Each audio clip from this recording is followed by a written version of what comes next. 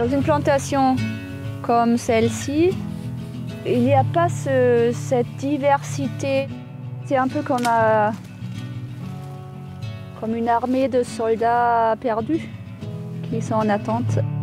Et si on abat tout, pour les gens qui habitent juste à côté, se voient et se retrouvent devant un paysage dévasté, c'est troublant, c'est terrorisant. Alla träd avverkas ju samtidigt så att säga, oavsett storlek. Den här kommer bara till 50 år på så att säga. För det framförallt är jag emot kleka med i så här unga år. Alltså det är ju helt vansinnigt. Naturen hinner ju aldrig återhämta sig emellan en ny huggning så att säga.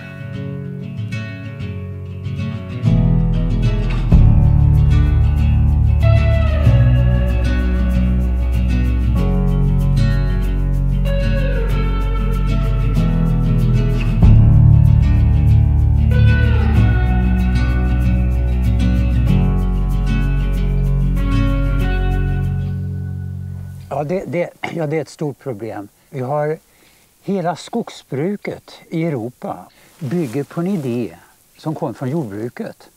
Alltså man odlar mat på åkrarna och i skogen ska man odla träd. Och då har man helt missat att en skog är ett helt system med myriader av arter som samverkar. Naturnära skogsbruk har kommit in i vårt företag de sista 10 åren. Det här sättet att sköta skogsbruk det bygger på små kostnader runt omkring. Inte att betala för någon föryngring, den sköter sig självt. Och att avverka dem först när de börjar nå med stora värden.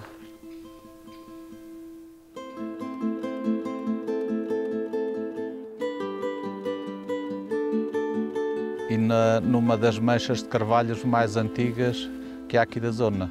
Nós vimos abastecer de lenha para aquecimento, o aproveitamento de madeiras. Uma árvore que está em crescimento tem muito pouco valor. Se eu a mantiver mais alguns anos, ela vai multiplicar o valor.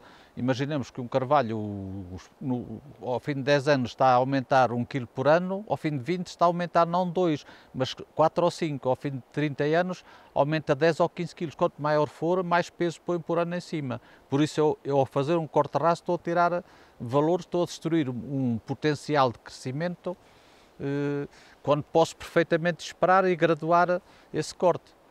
E assim é que vou tirar o máximo de rendimento.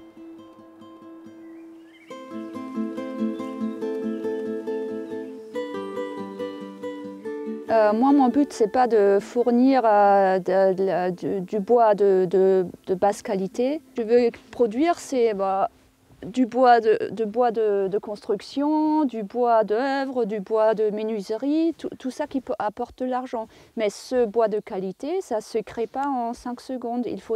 C'est comme du vin rouge qu'on garde pendant des dizaines d'années. C'est-à-dire, là, j'ai un chêne qui est tout droit, qui est gros, qui a une belle bille, une belle grume. Et maintenant, je vais regarder, est-ce qu'il y a un autre confrère qui le gêne dans son développement du houppier? Et j'enlève successivement 1 voire 3 concurrents pour lui donner plus d'espace, plus de stabilité, plus de lumière. Donc il faut un ordre, mais il faut du bois mort au sol, c'est le meilleur engrais. Plus ça dure longtemps pour le détruire, pour le décomposer, et plus ça a une capacité d'héberger, d'abriter des différentes essences. Et c'est en vieillissant qu'une forêt, elle développe de plus en plus de structures pour accueillir de la biodiversité. Jag tror att man ska försöka anpassa sig nu, för det är nu. Jag tror att skogsägare som fortsatt enbart kommer att bedriva kalhyggesbruk tar en stor risk. Klimatförändringen är på gång. Att komma in i ett senare skede blir ju bara som att komma för sent. Antigamente tínhamos 4 estações do ano perfeitamente delimitadas, hoje já costumamos dizer que é 6 meses de inverno, 6 meses de inverno, já se não notam as outras estações. A problemática dos eucaliptos, esta está interligada a isto tudo. O eucalipto que retira muita água da terra Ardem muito facilmente. Quando há incêndio, aquilo propaga-se e se houver calor, vento, as terras, quando há incêndio, ficam frágeis. Com as chuvadas há grande arrastamento, vai para os rios. São todos uma série de problemas que se somam uns aos outros. Actuellement, de prétendre que des coupes rases et des reboisements à grande échelle sont une solution contre le réchauffement climatique. C'est de la propagande. Pour ceux qui achètent la trituration, la pâte à papier et tous les produits annexes, c'est le grand jackpot d'avoir une coupe rase. Mais pour le propriétaire, si vous coupez toute cette forêt à ras, vous touchez une seule fois plein d'argent et pendant 50 ans, vous ne touchez plus rien. Et tout le carbone qui était stocké dans les racines et dans le sol minéral, il se minéralise et il est foutu. Dagens skogsbruk är ett stort riskprojekt. Förstöras av granbarkborre, torka och de klimatförändringar som kommer. Det kommer slå ut jättemycket för oss i hela Europa. L'être humain est un peu dépendant profite beaucoup de la forêt parce qu'on utilise du bois pour de la construction, pour du bois de chauffage, pour se nourrir. On mange du gibier, on mange des champignons. C'est un agrément, c'est pour le loisir, pour la détente et c'est aussi des forêts, c'est pour la protection.